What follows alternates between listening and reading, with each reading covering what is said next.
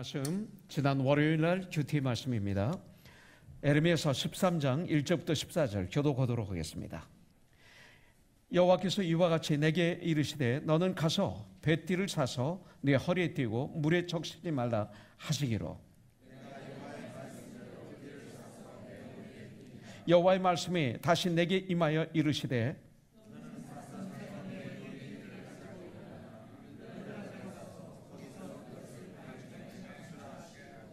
내가 여호와께서 내게 명령하신 대로 가서 그것을 유브라데 물가에 감추니라.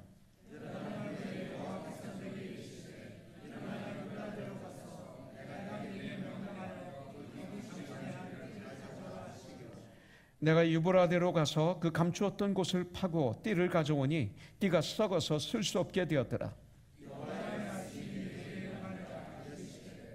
여호와께서 이와 같이 말씀하시니라. 내가 유다의 교만과 예루살렘의 큰 교만을 이같이 썩게 하리라.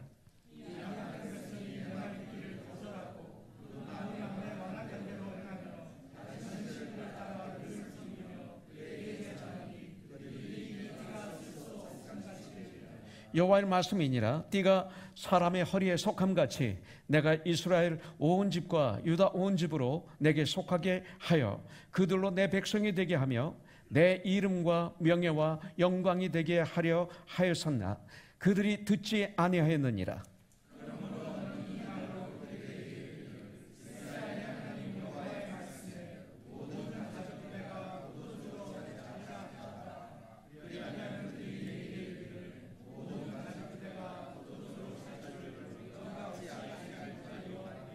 너는 다시 그들에게 이르기를 여호와의 말씀에 보라 내가 이 땅의 모든 주민과 다윗의 왕위에 앉은 왕들과 제사장들과 선지자들과 예루살렘 모든 주민으로 잔뜩 취하게 하고 또 그들로 피차 충돌하여 상하게 하되 부자 사이에도 그러하게 할 것이라.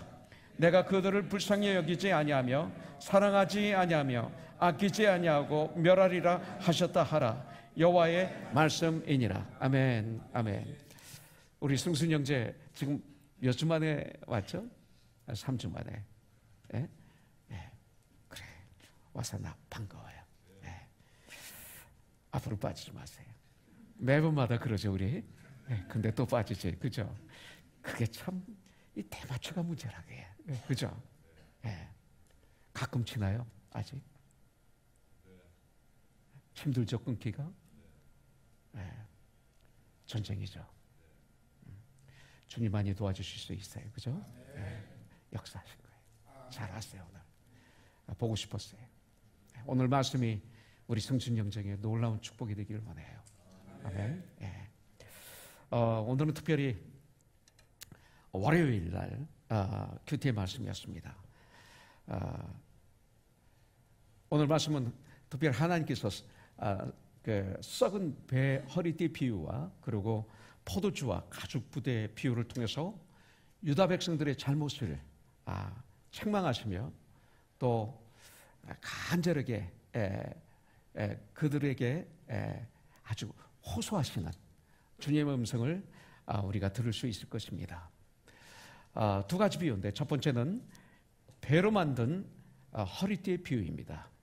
이 비유를 통해서 우리는 몇 가지 주님이 우리에게 주시고자 하는 귀한 말씀을 받을 수가 있습니다. 첫째는 1절부터 2절에 보면 여호와께서 이와 같이 내게 이르시되 너는 가서 뱃띠를 사서 내 허리에 띠고 사라고 말씀하십니다.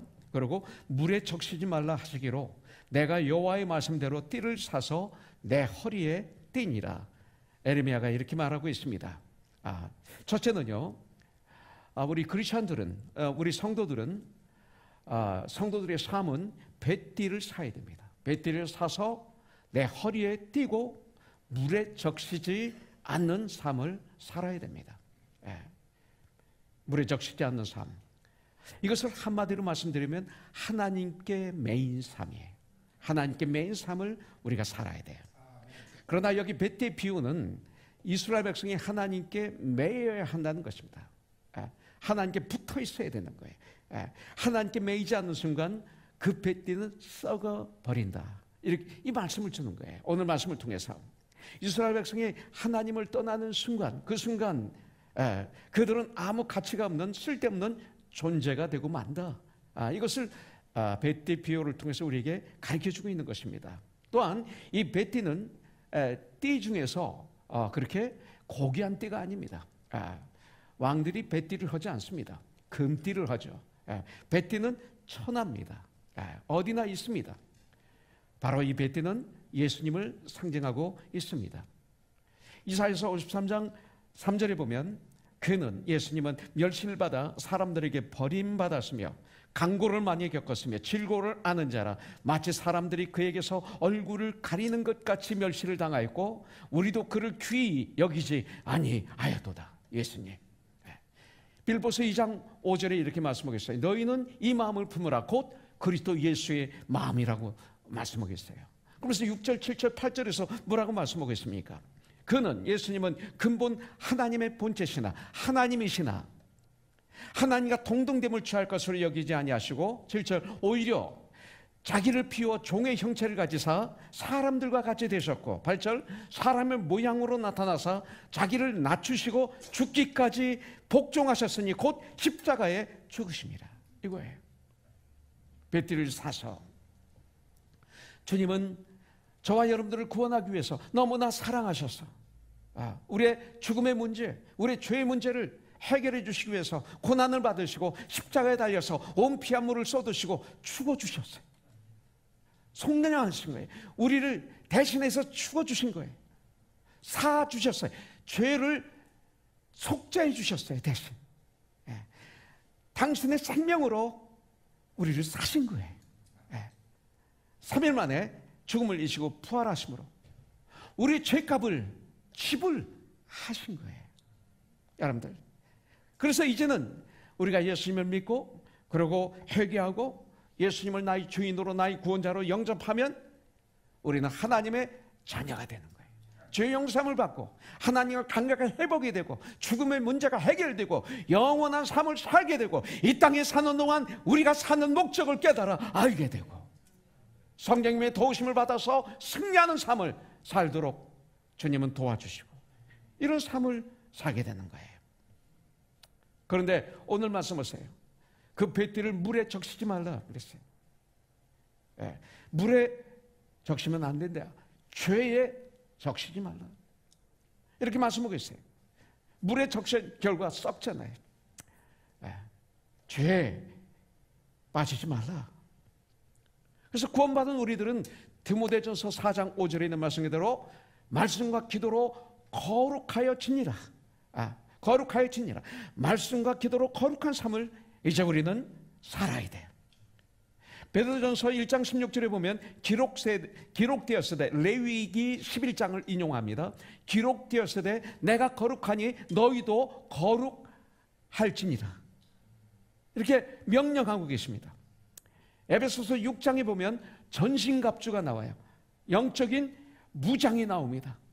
그런데 거기에 제일 먼저 뭐라고 말씀하고 있어요? 진리의 허리띠를 띠고. 그런데 진리의 허리띠를 어떻게 떼요? 서서, 떼어서. 진리의 허리띠를 띠라고 그랬어요. 서서 너의 진리의 허리띠를 띠고 이렇게 말했어요. 진리로, 하나님의 말씀으로, 예수님으로 나는 항상 깨어 있어야 되는 거예요. 또 매매는 두 가지가 있어요. 매매는 두 가지가 있어요. 첫째는 하나님께 매이는 거예요. 하나님께 매이는 것. 이건 뭐예요? 주님으로부터 이끄심을 받는 삶을 얘기하고 있어요. 주님으로부터. 또 하나는 사탄에게 매이는 것. 사탄에게 매이는 것. 사탄에게 매이는다는 뜻은 뭘까요? 내 마음대로 사는 거예요. 이게 사탄에게 매이는 거예요. 내가 편한 대로 사는 거예요. 내가 그냥 아무 생각 없이 내가 원하는 대로 말하고 행동하고 살아가는 것. 이게 사탄에게 매인 삶이에요. 이게 자유가 아니에요. 자유는 그렇게 얘기하지 않아요. 내 마음대로, 내 감정대로, 내가 편한 대로, 내 멋대로 하는 것은 진정한 자유가 아니죠. 주님의 말씀에 매인 우리가 되길 주님의 이름으로 축복합니다. 자, 그러면 하나님께 매인 삶은 어떤 삶일까요? 하나님 말씀에 순종하는 삶입니다. 두 번째로, 베티를 통해서 우리에게 주시는 교훈, 두 번째는 하나님께 순종하는 삶을 사는 게 하나님께 매인 삶이에요. 1절부터 2절에 보면 하나님께서 에레미야에게 명령하십니다. 너는 가서 베티를 사서 네 허리에 띠고 물에 적시지 말라 말씀하시니까 그대로 순종합니다. 그 다음에 4절부터 5절에 보니까 얼마 후에 에레미야가 그 산띠를 유브라데 강가에 가서 바위 틈에 감추라고 명령하십니다. 그러니까 순종해서 감춥니다. 6절부터 7절에 보니까 그 후에 얼마 후에 그 감춘 뱃띠를 가져오라고 명령하십니다. 그러니까 그는 가서 감추었던 곳을 파고 띠를 가져왔는데 띠가 썩어 쓸 수 없게 되었습니다. 여러분들, 그 다음 하나님이 말씀하시죠. 9절에 보니까 여호와께서 이와 같이 말씀하시니라. 내가 유다의 교만과 예루살렘의 큰 교만을 이같이 썩게 하리라. 교만은 썩어요. 교만은.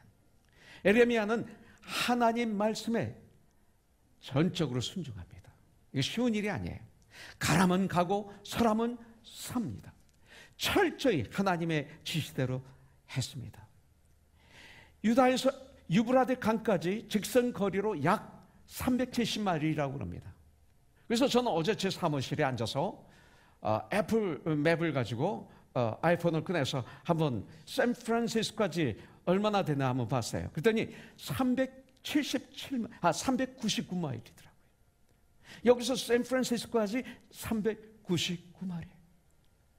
그리고 차를 몰고 거기까지 가는데도 피곤해요. 파트릭 선생님을 만나러, 김희숙 집사를 만나러 가끔 거기 갈 때가 있습니다. 근데 피곤해요.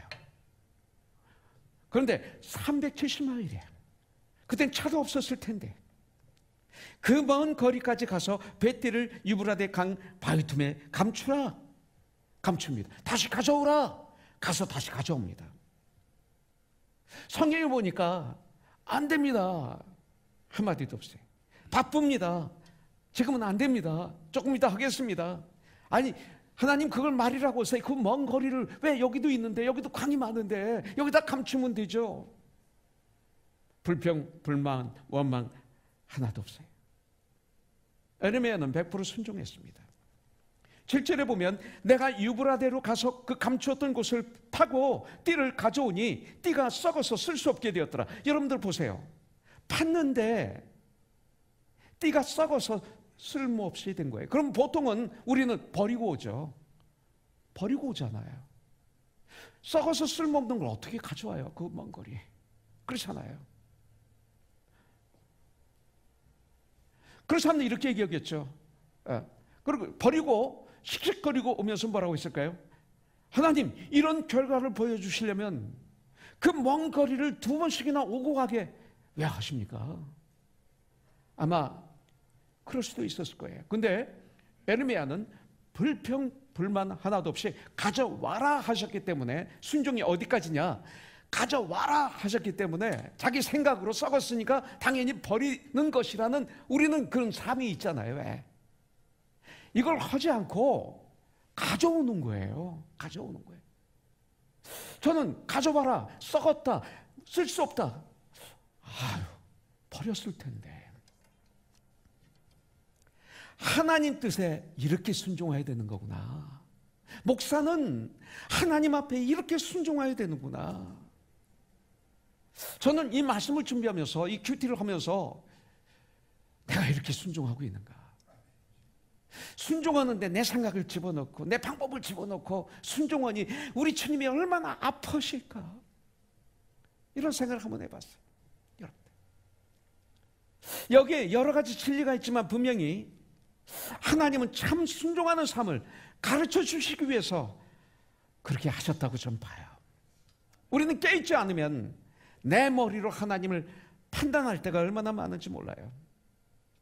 요한계시록 2장 10절에서 이렇게 말씀하고 있어요. 너는 장차 받을 고난을 두려워하지 말라. 볼지어다 마귀가 장차 너희 가운데서 몇 사람을 옥에 던져 시험을 받게 하리니 너희가 10일 동안 환난을 받으리라. 고난을 받으리라. 고통스러운 일이 예수를 믿지만 있으리라. 그렇지만 너는 죽도록 충성하라. 그리하면 내가 생명의 관을 너에게 주리라. 말씀하겠어요. 이 말씀은 뭐예요? 결국 하나님의 뜻에 철저히 순종해라.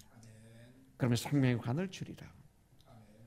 여러분들, 가장 복된 일이 뭘까요? 지금 와서 이렇게 되돌아보면 나의 하나님께 하는 철저한 순종, 이것이 가장 복된 일이었어요. 여러분들, 순종하려면 어떻게 해야 됩니까? 내 기분을 뛰어넘어야 돼요. 내 감정을 뛰어넘어야 돼요. 내 방법을 뛰어넘어야 돼요. 내 생각을 뛰어넘어야 하나님께 순종하세요.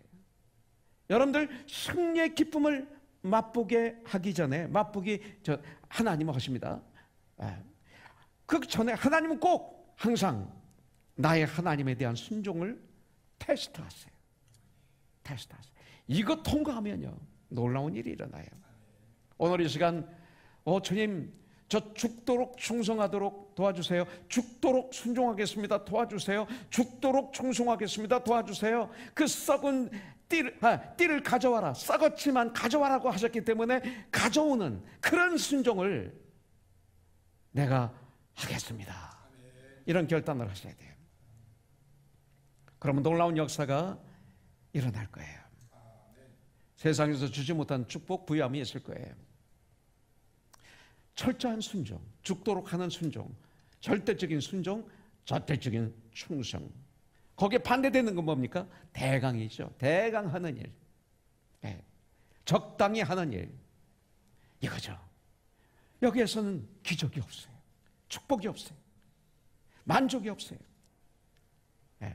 우리 대강하잖아요. 대강. 대강해. 빨리 가자. 대강하고 가자. 이런 얘기 해보셨어요? 안 하셨어요? 대강. 네. 너무 교회 일에 깊이 들어가지 마. 시험 들어. 대강해. 대강. 조금 뒤로 빼고 해. 이런 얘기 우리 했지 않습니까? 네. 힘들지 않을 만큼만 해. 네. 이런 얘기예요. 이런 말에 여러분들 속지 마십시오. 그럼 역사가 없어요. 아까 일부 예배 드릴 때 우리 태규 형제가 기도했어요. 이번에 수진자매와 둘이 회사를 오픈했어요. 네. 그래서 도전을 줬죠. 둘 다 실력 있는 친구들이에요.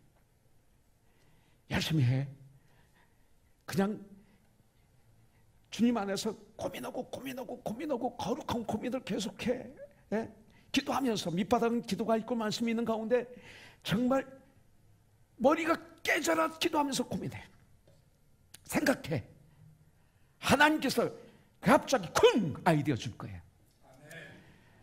아무 생각 없이 하는 사람에게 아이디어 주는 줄 알아? 아니야. 놀라운 아이디어를 주실 거예요. 대강하지 마. 바쳐. 시간을 바치고 정성을 바치고 마음을 바치고 하나님의 영광을 위해서 바쳐. 네. 그러면 하나님의 시간에 놀라운 역사가 있을 거예요. 손해를 두려워하지 마. 실패를 두려워하지 마. 네. 그것은 너에게 하나님이 주신 훈련의 장이고 너를 연단시키는 장이고 너를 더욱 그 분야의 전문가를 만드는 장이 될 수 있어요. 조그만 실패가 있을 때 거기에 쓰러지지 마. 알았습니다, 목사님. 잠언을 꼭 읽어야 돼. 그 날짜의 잠언. 그리고 시편 5편 읽어. 예. 그리고 큐티를 해야 돼. 만약 못하면 큐티 말씀을 계속 읽고 또 읽고 그래.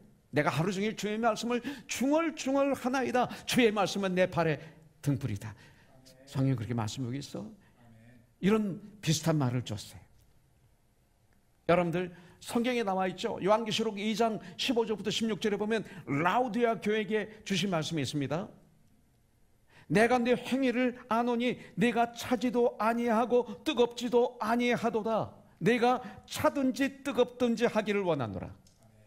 내가 이같이 미지근하여 뜨겁지도 아니하고 차지도 아니하니 내 입에서 너를 토하여 버리리라. 한번 상상해 보십시오. 먹은 걸 입에서 토하는 모습을 상상해 보세요. 그걸 버리는 모습을 상상해 보십시오. 내가 그런 사람이 될 수 있는 거예요. 토하여 버리리라. 미지근하지 말라. 내 인생을 살아가는데 미지근한 인생 살지 말라. 하려면 하고 말라면 말라. 이거예요. 조선일보도 이번에 그렇게 되었죠. 바치는 거예요. 죽는 거예요. 그럼 역사가 일어나는 거예요. 더구나 주님의 일은 그게 다 주님의 일이에요. 결국은. 예. 죽도록 충성할 때 어떤 일이 일어납니까? 기적이 일어나요. 하나님 시간에. 예. 무슨 일이든 주님의 일에 죽도록 충성해서 죽는 법은 없어요. 누가 죽어요?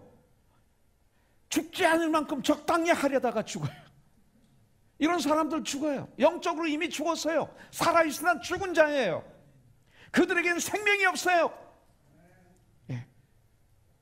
죽도록 충성할 때 거기에서 사는 길이 막 열려요. 하나님 시간 기적이 일어나요. 죽도록이라는 말에는 고난이 희생이 따라요. 여러분들. 그러나 적당히에서는 절대로 역사가 일어날 수가 없어요. 여러분들, 모세와 이스라엘 백성들이 애굽을 출애굽할 때 정말 죽음을 각오하고 홍해로 나가니까 홍해가 갈라졌어요. 죽음을 각오하고 나간 거예요. 나갈 때는 갈라지지 않았어요. 안 나갈 때는 나가니까 갈라지기 시작했어요. 그들은 기적을 체험했고 살았어요. 사무엘상 15장 22절에 보면 순종이 제사보다 낫다라고 사무엘 선지자는 사울왕에게 얘기하고 있어요. 고린도전서 4장 2절에 보니까 맡은 자에게 구할 것은 충성이라고 말하고 있죠. 우리 주님은 십자가에서 온 피아물을 쏟으시고 죽으시기까지 하나님 아버지께 순종했어요. 순종하셨더니 어떻게 돼요? 죽음을 이기고 부활하세요. 거룩한 순종을 했더니 어떻게 됩니까? 우리 예수님은 길이시고 진리시고 생명이시고 빛이고 소금이시고 이렇게 되는 거예요. 자, 세 번째, 이 베티를 통해서 우리에게 주는 교훈입니다. 9절, 여호와께서 이와 같이 말씀하시되 하시니라. 내가 유다의 교만과 예루살렘의 큰 교만을 이같이 썩게 하리라. 교만을 썩게 하리라. 교만을 썩게 하리라. 자, 세 번째, 이 말씀을 통해서 우리에게 주시는 교훈은 뭡니까? 겸손한 삶. 그리스도인은 겸손한 삶. 겸손의 축복. 썩은 베티는 이스라엘 백성의 교만을 썩게 한 것을 상징한다고 우리에게 가르쳐주고 있어요. 썩게 했다는 것은 버리신다는 뜻입니다. 버리세요. 하나님의 백성이 살아야 할 삶을 잃어버린 유다 백성들과 예루살렘 사람들은 하나님이 버리신다는 뜻입니다. 하나님이 폐기 처분시켜버린다는 것입니다. 그들을 단련시키신다는 뜻입니다. 70년 동안 포로 생활을 하도록 내버려 두신다는 뜻입니다. 그런데 왜 하나님은 그들을 버리시는가 이거예요. 교만 때문에. 교만. 그 교만의 결과가 뭡니까? 10절입니다. 이 악한 백성이 내 말 듣기를 거절하고 하나님 말씀을 듣기를 거절하고, 만일 이 시간 여러분들이 말씀을 듣지 않고 다른 생각을 하고 있다면 교만인 거예요. 똑같아요. 이 시대의 말씀으로 이 말씀을 받아야 돼요. 지금의 나로 그 마음이 완악한 대로 행하며, 여기 와서는 아멘 아멘 할렐루야지만 나가면 내가 원하는 대로 살아가며, 다른 신들을 따라 그들을 섬기며, 그들에게 절하니 그들이 이 띠가 쓸 수 없음 같이 되리라. 여러분들, 세 가지를 여기서 하나님은 지적하고 있어요. 첫째, 하나님의 말씀을 듣기를 거절합니다. 그래서 요 근래 제 마음에 와닿는, 이번 에레미야 큐티를 통해서 제 마음에 와닿는 말씀 중에 하나가 에레미야서 5장 31절이에요. 선지자들은 거짓 예언을 하고 제사장들은 자기 권력으로 다스리고 많은 백성들은 그것을 옳게 여기고 있더라고요. 잘못하면 우리 교회가, 아니 잘못하면 이 시대의 교회가, 아니 많은 교회가 이런 모습이 아닐까요?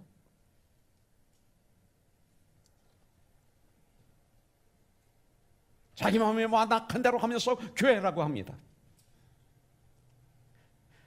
주님 하지만 다른 신을 섬기며 그들에게 절하는 그런 모습들. 이 세 가지는 하나님의 은혜가 식어지고 죄가 우리 가운데 깊이 들어올 때 나타나는 현상이 바로 이거죠. 교만의 반대는 겸손입니다. 순종은 겸손한 자만이 가능합니다. 그래서 순종과 겸손 다 이게 이어지고 있습니다. 하나예요, 결국은. 이 비유는 겸손한 삶의 중요성을 가르쳐 주시기 위함이라고 저는 분명히 믿어요. 겸손하지 않은 상태, 곧 교만에서 오는 삶의 열매는 썩습니다. 썩는다. 주의가 썩죠. 내가 썩으면 주의가 썩어요. 너희는 세상의 빛이다, 소금이다. 아니다, 너희는 썩는다. 썩은 자다. 그러면 내가 있으면 주의가 썩죠. 썩은 과일이 있으면 옆에 있는 과일들이 썩듯이. 겸손한 사람들의 특징. 설교는 뭐예요? 추상적이 아니라 프랙티컬해야 돼요. 자, 겸손한 그리스도인들의 특징. 섬기는 자들이에요. 앉아서 먹는 자가 그냥 섬기는 자가 그냥 앉아서 먹는 자가 아니냐. 그러나 나는 섬기는 자로 너희 중에 있노라. 누가복음 22장 27절 말씀. 섬기는 자예요. 목사는 섬기는 자. 여러분들 섬기는 자. 죄를 져요? 우리도 죄를 질 수 있어요. 이 땅에 살고 있기 때문에. 용서받은 죄인이에요. 죄를 졌을 때 성령님이 알게 해주시고 깨닫게 해주시면 즉시 회개하는 사람. 이게 겸손한 사람이에요. 회개하기가 얼마나 힘든지 몰라요. 회개 안 해요. 자꾸 감춰요. 아담과 이브처럼 자꾸 감춰요. 그리고 변명하고 책임을 전가해요. 저주죠. 겸손한 사람만이 즉시 회개를 해요. 이게 겸손의 특징이에요. 이거를 분별할 수 있어요. 내가 잘못했을 때 내 잘못을 진실로 회개해요. 시인해요. 그건 내 잘못이야. 정말 나의 잘못이야. 다른 사람 끌고 들어가지 않아요. 그리고 상대방에게 진지하게 사과하는 사람. 이 겸손한 사람이에요. 네. 다른 사람에게 막 시키기만 하고 있는 사람이 아니라, 시키기만 하는 사람이 아니라 자신이 내 눈으로 본 그 일을 하는 사람들. 이게 겸손한 사람이에요. 우리의 교회는 시키는 사람이 바보가 돼요. 네. 그리고 겸손한 사람은 다른 사람 말에 잘 말을 들어요. 저희 모습을 되돌아보면 아주 잘 듣는 것처럼 하고 있지만 속에서는 다 똑같은 얘기 또 하네. 아니 저건 내가 다 아는 얘기야. 아니 잘난 척하네. 이게 진짜 교만이에요. 제가 그랬던 사람이에요. 그런데 정말 겸손한 사람은 아이가 얘기를 해도 그래? 그랬어? 그랬구나 하고 얘기를 하다 보면 지나가던 사람이 보면 그분도 아이 같아. 그 아이하고 대화하는데 겸손해요. 그런데 교만한 사람은 아이는 저리 가. 너 저리 가. 어른이 얘기했는데. 특히 한국의 문화. 겸손한 사람은 양보를 해요. 양보해요. 오늘 점심 식사할 때 맛있는 음식을 준비하는데 그렇다고 해서 계속 줄 섰다가 양보하다가 양보해요. 신앙생활에서 가장 중요한 것 중에 하나가 겸손이에요. 겸손은 총기의 앞잡이에요. 겸손은 성령 충만의 열매입니다. 그리스도인 니콜 겸손입니다. 성령 충만 받았다 니콜 겸손입니다. 나중에 보니까 마태복음에 보면 나는 마음이 겸손하고 온유하니 우리 주님은 그렇게 말씀하고 있어요. 잠언서 오늘 우리가 읽어야 될 잠언 16장 18절에 보면 교만은 패망의 선봉이요 거만함은 넘어짐의 앞잡이라 그랬어요. 교만은 패망의 선봉이요 거만한 마음은 넘어짐의 앞잡이라. 잠언서에서 계속 말씀하고 있습니다. 3장 34절에 보면 겸손한 자에게 은혜를 베푸신다. 은혜는 위에서 밑으로 내려오거든요. 11장 2절에 보면 겸손한 자에게 지혜가 있다. 겸손하면 하나님의 지혜가 우리에게 임해요. 15장 33절 18장 12절에 보니까 겸손은 종기의 길잡이다. 29장 23절에 보니까 겸손하면 영예를 얻으리라 이렇게 말씀하고 있어요. 자, 에레미야서 13장 15절에 보니까 너희는 들을지어다 귀를 기울일지어다 교만하지 말지어다 그랬어요. 만약 그 당시 이스라엘 백성들이 겸손하게 이 말씀을 받아들였다면 이스라엘은 포로가 되는 수치를 면할 수 있었을 거예요. 왕이 왕비가 그 왕자들이 백성들이 그 쇠사슬에 묶여서 빨개 벗겨가지고 질질 끌려가는 그런 저주는 받지 않았을 거예요. 교만해진 이스라엘은 하나님의 말씀을 받아들이지 않았어요. 이 겸손의 출발은 뭡니까? 하나님의 말씀을 듣는 거예요. 잘 듣는 것, 귀를 기울여 잘 들어서 받아서 순종하는 것, 이 겸손의 출발이에요. 네. 이것을 하면 사람들 앞에서도 겸손하게 돼요. 겸손을 통해 주님의 은혜를 받아 누려야 돼. 겸손은 은혜는 위에서 밑으로 내려오기 때문에 겸손할 때 주님의 은혜가 나에게 풍성하게 매요. 그래서 내가 받아 누리면서 내 추위에 그 겸손이 흐르게 해야 돼. 은혜가, 하나님의 은혜가 강같이 흐르게 해야 돼. 한번 상상해 보시죠. 그런 그림을 그려 보십시오. 하나님부터 은혜를 받아서 그 은혜가 나를 통해서 주에 흐르게 되는 그런 생명의 나의 모습을 겸손해요. 자, 두 번째, 이 포도주와 가죽 부대의 예화를 우리에게 주십니다. 이 포도주와 가죽 부대를 통해서 우리에게 지금 주님은 말씀하셨는데 12, 13, 14절에 보면 그러므로 너는 이 말로 그들에게 이르기를 이스라엘의 하나님 여호와의 말씀에 모든 가죽 부대가 포도주로 차리라 하셨다 하라. 그리하면 그들이 내게 이르기를 아니 모든 가죽 부대가 포도주로 찰 줄을 우리가 어찌 알지 못하리요. 당연하지 않습니까? 이제 아니 포도주 가죽 부대가 포도주로 가득 차는 건 당연하지 않습니까? 그럴 것이다. 그들이 이거예요. 13절 너는 다시 그들에게 이르기를 여호와의 말씀에 보라 내가 이 땅의 모든 주민과 다윗의 왕위에 앉은 왕들과 제사장들과 선지자들과 예루살렘 모든 주민으로 잔뜩 취하게 하고 14절 또 그들에게 각 사람이 충돌하여 상하게 하되 부자 사이에도 아버지와 아들 사이에도 그러하게 할 것이라. 내가 그들을 불쌍히 여기지 아니하며 사랑하지 아니하며 아끼지 아니하고 멸하리라 하셨다 하라. 여호와의 말씀이니라. 빈 이 포도주 가죽 부대를 빈 병을 이스라엘인들에게 보여주시면서 이스라엘의 하나님 여호와의 말씀에 모든 가죽 부대가 포도주로 가득 차게 되리라 하십니다. 자, 포도주병에 포도주가 채워지는 것은 당연한 것이죠. 백성들도 그렇게 말합니다. 아까 말씀드렸듯이 포도주병에 포도주로 찰 줄을 우리가 어찌 알지 못하는가? 하나님은 계속 말씀하십니다. 포도주병에 포도주가 채워지는 것은 당연하다. 문제는 그것이 변질되었다. 그것이 다른 것으로 채워졌다 이 말이에요. 그 포도주는 삶을 즐겁게 하고 행복하게 하는 것이 아니라 그 가죽 부대에 채워진 그 포도주를 먹으면 그들은 그것을 마심으로 취해서 서로 물고 뜯고 충돌하고 아버지와 아들 간에도 결국은 그런 일이 일어나서 결국은 망하게 될 것이다. 이렇게 말씀하고 있는 거예요. 14절에 보면 또 그들에게 각 사람이 충돌하여 상하게 하되 부자 사이에도 그러하게 할 것이라. 내가 그들을 불쌍히 여기지 아니하며 사랑하지 아니하며 아끼지 아니하고 말하리라 하셨다 하라.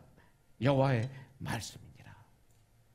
그들이 하나님의 은혜를 떠났을 때 세상의 가장 기본적인 관계인 아버지와 아들 관계마저도 깨진다. 결국 그들은 내 안에, 내 내면에 하나님의 은혜를 담아서 하나님의 뜻대로 살아야 했는데 교만하여 하나님을 떠났어요. 그리고 그들 안에는 하나님을 거역하는 다른 교훈의 사상들, 오염된 것들로 가득 채워져 이 안에 죄악의 글을 걸어갔습니다. 그래서 그 결과로 내가 그들을 불쌍히 여기지 않을 것이야. 사랑하지 않을 것이야. 아끼지 아니하고 멸할 것이다. 썩은 그 뱃띠를 버리는 것처럼 말씀하시는 거예요. 이것은 오늘 우리에게 주시는 말씀이에요. 우리가 잘못하면 예수님을 믿는다는 형식적인 모습은 있을 수 있어요. 그러나 내 안에 신앙으로, 믿음의 삶으로 채우지 못하지는 않는가? 내 안에 무엇으로 지금 채우고 있는가? 미안해. 이것은 너무나 중요해요. 우리 그리스도인들 겉으로는 참 아름답게 신앙으로 포장되어 있는 것 같지만 내 안을 하나님의 은혜로 채우지 못한다면 우리는 정말로 속는 삶, 잘못된 삶을 살 수밖에 없어요.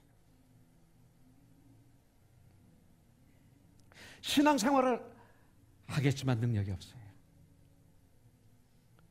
저에게 암이라는 것은 잠깐 제 인생의 길의 여정에서 스톱해서 나를 돌아보는 시간을 주신 축복의 시간이었어요. 암이 저주가 아니라 나에겐 축복이었어요. 이 암을 통해서, 이 고난을 통해서 주님의 율례를 배우노라. 오늘 이 시간이 여러분들은 그런 거 걸릴 필요가 없어요. 안 걸리고 오늘 이 시간 잠깐 서서 나의 인생을 되돌아본다면 여러분들은 더 큰 축복을 누리는 거예요. 나처럼 오지 않고. 수술한 자국이 이 안에 있어요. 림프를 다 떼어나고 스폰지를 다 떼어나고 힘들어요. 그런데 여러분들은 그런 거 안 떼어내도 괜찮아요. 건강해. 그런 상태에서 잠깐 스톱하고 되돌아본다면 무엇으로 채워졌는가? 축복입니다. 축복이에요. 여러분. 그래서 잘못하면 예수 믿는 것을 오락으로 여기면서 살다가 저주스러운 죽음을 맞이할 수가 있어요. 모르면. 내가 지금 믿고 있는 것이 옳다라고 믿는 사람들이 너무 많아요. 요 근래 제가 많은 곳에 가서 집회를 해요. 왜? 첫째는 우리 교회 사랑하는 사역자들을 양육하기 위해서 제가 불어 주일날 피해요. 그러고 가만 주님이 역사하시니까 제가 가는 거예요. 이번에도 버밍엄 알라바마에 가서 사우던 베프티스트 우리 침례교회 목사님들이 얼마나 많이 모이셨는지, 젊은 목사들이 많이 오셨어요. 수요일까지 총회를 하고 목요일날 하루 종일 세미나를 제가 인도해야 되는데 목요일날 하는데 오실까? 가기 바쁜데. 네. 그런 생각을 했어요. 그거에 대해서 염려는 안 했어요. 뭐 3명이 모이면 열심히 3명을 하면 되고 10명이 모이면 10명이 하면 되죠. 그런데 과연 많이 오실까? 꽉 찼어요. 꽉 찼어요. 얼마나 감사하죠. 오전 강의, 오후 강의했는데 얼마나 행복했는지 몰라요. 그런데 발견한 것들이 있어요. 이 분별의 영. 이번 시카고 가서도 마찬가지예요. 분별의 영. 잘못하면 우리가 열심히 하는데 속다가 목회도 끝날 수가 있구나. 그래서 하루 종일 함께 머리를 맞대고 피를 토하는 심정으로 같이 서로들 외치고 서로들 통곡하고 이런 시간을 가졌어요. 예수 믿는 것을 올바로 믿지 못하면 오락이에요. 오락. 그러니까 예배가 이 시대는 인스턴트에 동전 하나 집어넣으면 덜컥 1시간 25분 설교, 찬양도 몇 곡 쭉쭉쭉 그래서 1시간에 딱 끝나요. 1시간이 조금 지나면 큰일 나는 거예요. 영의 눈을 뜨고 보면 뭐예요? 예수님을 감옥에 가둬놓은 거예요. 찬양을 감옥에 가둬놓은 거예요. 기도를 감옥에 가둬놓은 거예요. 성령의 역사를 감옥에 가둬놓은 거예요. 모든 것을 인간이 해요. 지금 이 시대 그렇게 됐어요. 기본이 다 많이 무너졌어요. 우리는 주 안에서 하나라고 그래요. 성령이 하나 된 것을 굳게 잡아 지키라. 교회가 조금만 크면 영어부 한어부로 나눠져요. 교육자가 따로따로 들어와요. 얘들은 교회 안에서 교제를 못해요.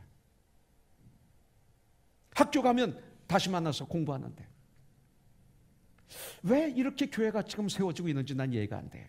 성경대로 세워져야 되는데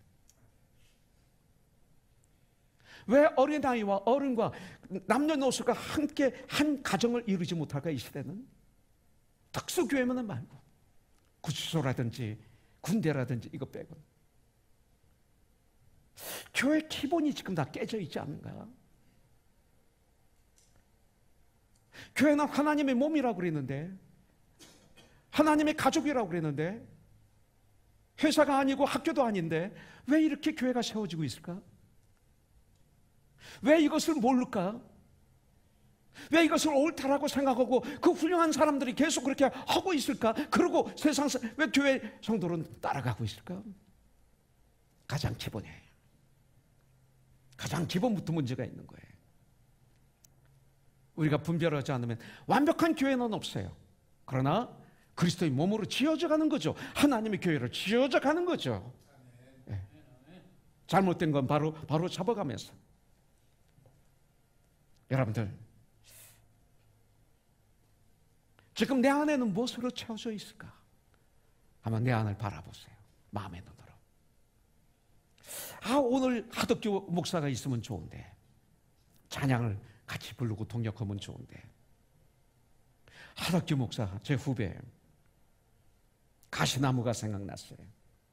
하덕교라는 사람은 시인과 촌장의 멤버였어요.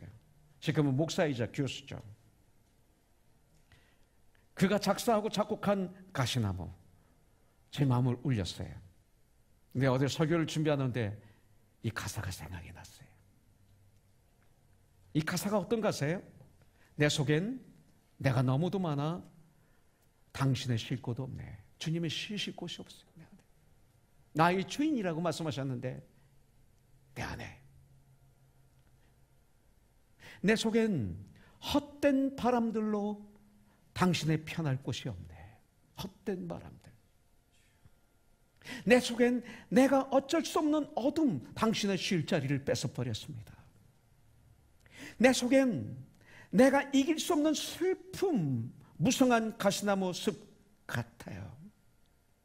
바람만 불면 그 마른 가지 서로 부대끼며 울어대고, 서로들 마른 가지가 쉴 곳을 찾아 지쳐 날아온 어린 새들도 가시에 찔려 날아가고, 우리들의 가시에 찔려 주님의 은혜를 체험하러 왔다가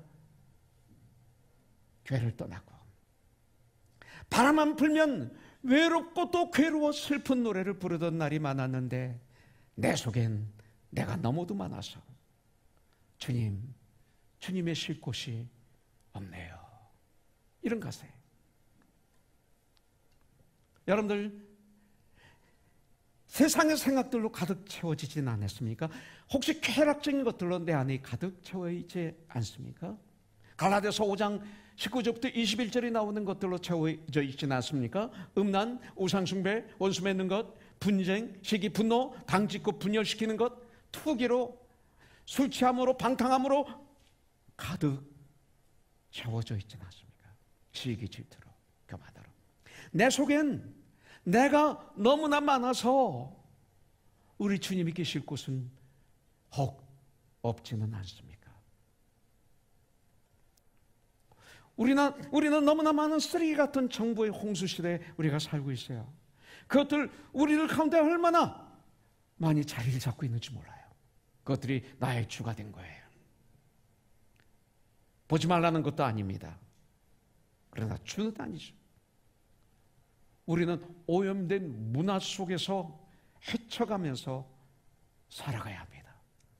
이 세상은 오염된 문화예요. 이걸 헤쳐가면서 살아가야 돼요. 오염된 문화의 잔해가 우리 가운데 가득 채워줄 수 있기 때문에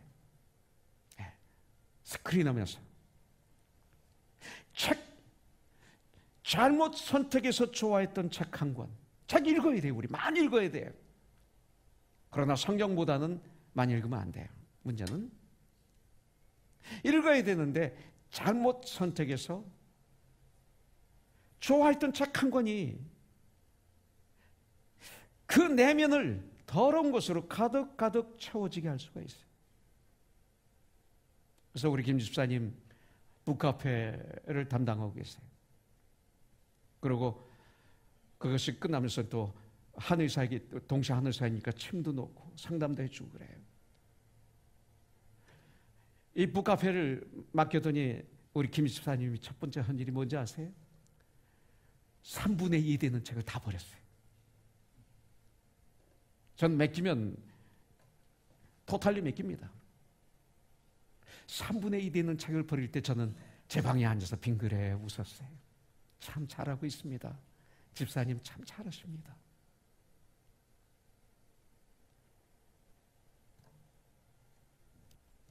어떻게 잘못된 것들을 다 끄집어내어 버릴 수 있을까? 어떻게 나를 비울 수 있을까? 이 가시나무는 답을 안 주고 있어요. 그래도 좋아요. 뭐냐면 나를 볼 수 있게 해줬어요. 마치 율법처럼. 내 힘으로는 절대로 불가능해서 답이 없는 거예요. 그러나 가능하죠. 방법은 먼저 회개해야 돼요.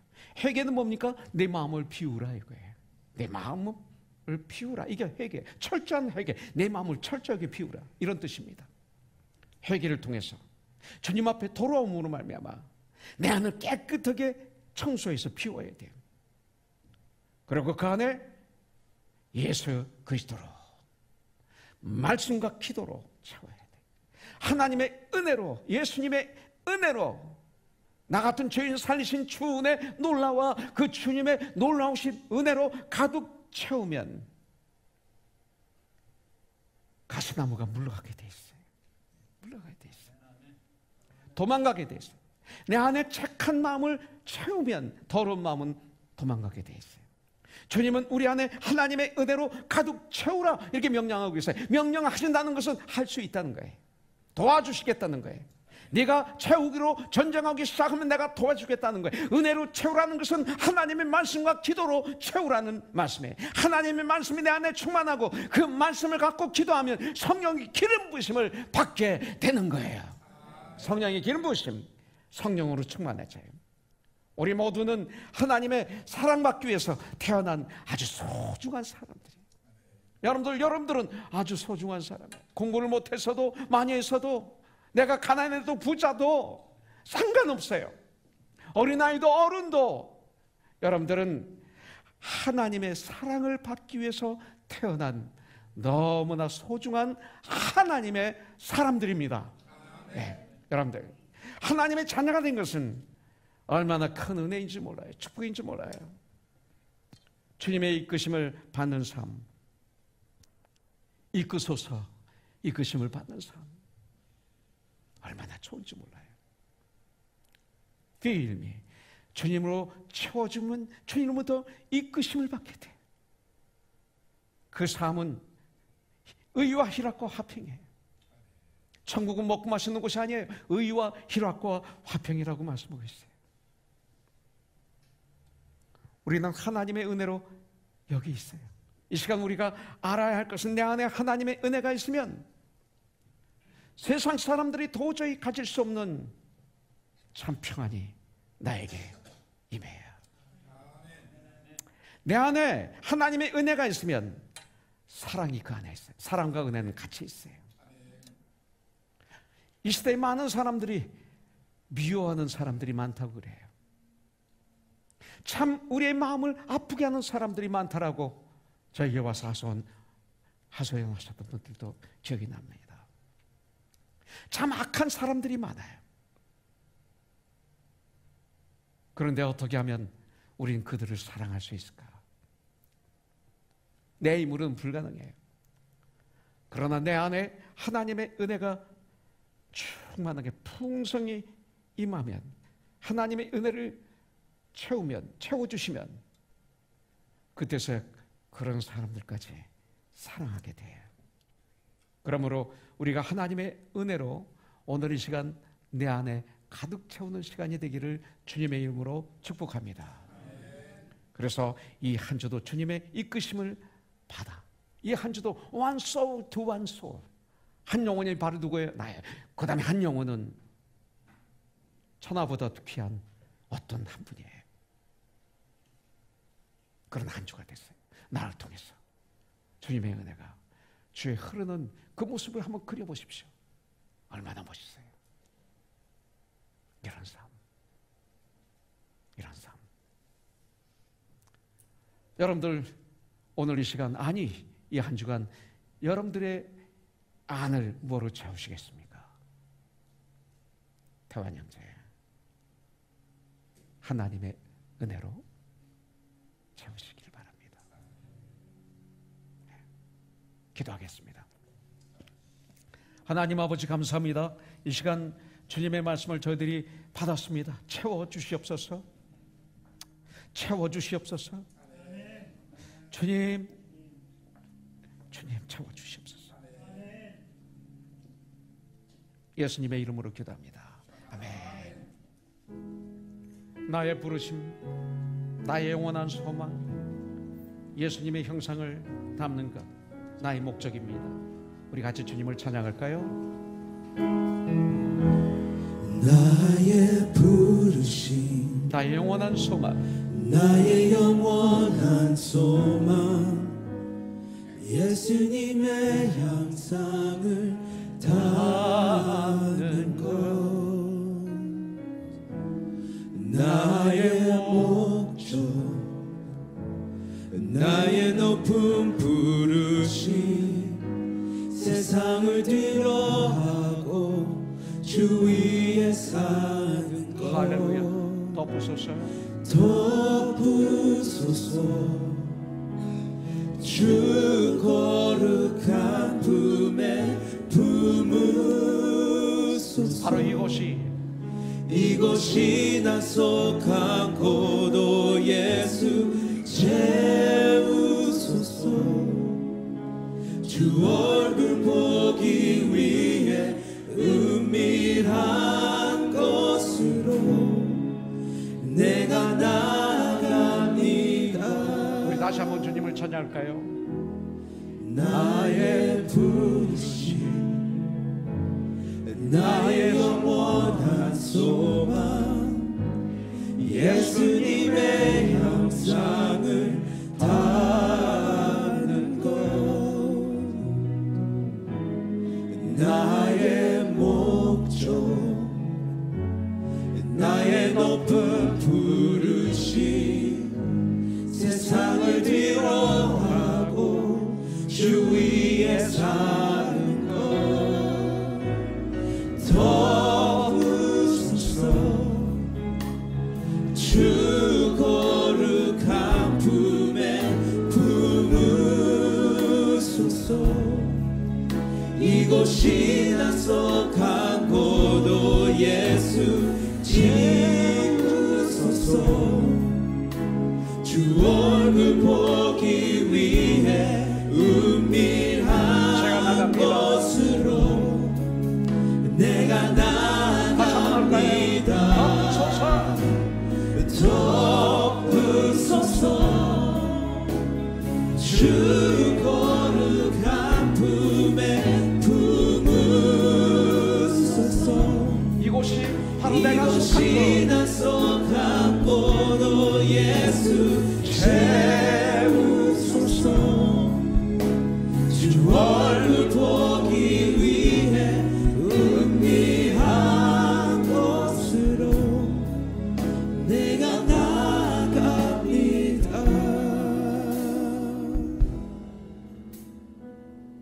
할렐루야.